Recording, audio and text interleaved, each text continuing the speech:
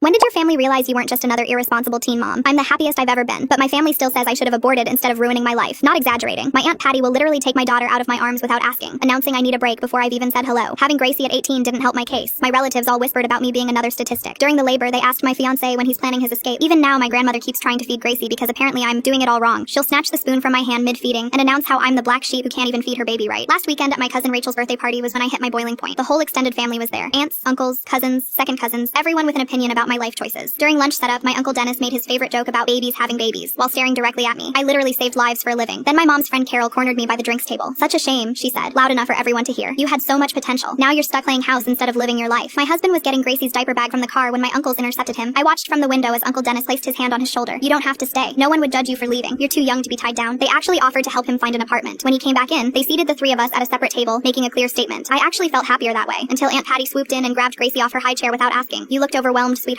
she told me. Babies are hard, aren't they? Do you regret it now that you know what it's like? She carried Gracie away before I could respond, parading my crying girl around like she'd rescued her. The moment everything came crashing down happened after the cake. My 3-year-old cousin Zachy was running around with his slice when he suddenly stopped mid-laugh. He went still, and his eyes rolled back. His little body went rigid, and he collapsed. His limbs began jerking violently. His mother, my Aunt Patty, screamed, "Oh my God, call 911! Zachy's dying!" Her husband, Uncle Dennis, rushed over with a spoon and knelt down beside his seizing child. "We need to put this in his mouth so he doesn't swallow his tongue." He tried prying Zachy's jaw open while Aunt Patty was sobbing hysterically. My other family members were either frozen or fumbling with their phones, trying to call 911 but talking over each other so loudly the operators couldn't make anything out. That's when I jumped up and pushed through the crowd. "Don't touch him. Move the chairs away. He's having a febrile seizure." I dropped to my knees. Uncle Dennis tried physically wrestling with me, screaming, "I'm going to kill Zachy." I had to grab his shoulders and shake him to tell him to stop crying and calm down. I gently turned Zachy on his side immediately, checking my phone. Starting timer now. My training was kicking in, and my husband was right beside me, pulling off Zachy's sweater. He's burning up. The fever triggered it. He motioned everyone back while I positioned Zachy's head. "Do something!" Zachy's dad shouted. "Why aren't you doing anything?" The whole family was losing their minds. The same people who told me I was young, irresponsible, and dumb were now throwing up while I was saving Zachy's life. I kept monitoring Zachy's breathing. "He's been seizing for 3 minutes," I said. "Febrile seizures usually stop within 5. We're okay right now." I turned to my husband. "Tell Patty she needs to help her child." My husband turned to Patty. "You need to talk to him like this, slow and steady." He demonstrated in a calm, rhythmic voice. "Hey buddy, you're okay. Mom is right here. You're safe." He guided her to copy his tone while I kept Zachy positioned safely. The seizure stopped at 4 minutes and 15 seconds. Zachy was crying, confused, and scared. Brian immediately scooped him up, holding him chest to chest, humming low vibrations that calmed Zachy within seconds. Skin-to-skin contact helps regulate their nervous system faster, he explained. Chapter 3 of my book covers post-seizure comfort techniques. Book? My grandmother gasped, paying more attention to the fact she was proven wrong than the fact her grandchild was alive. Basic parenting for teen parents, I quickly said, still tending to Zachy. Patty scrambled to Google the name. 750 reviews. She turned to us like we had 5 heads. 750 reviews on a book about parenting. And you almost let your nephew die at a birthday party, she screamed. You should be ashamed of yourselves, writing this stuff while not being able to protect a kid from almost dying. I'm suing for child endangerment. Before I knew it, she was on the phone with lawyers. The worst part is I knew she was serious, because everyone's 750 reviews meant the book had made a lot of money. And once Patty saw dollar signs, nobody was stopping her. She was dead set on taking our money, our family, and our child. Full story on channel linked below.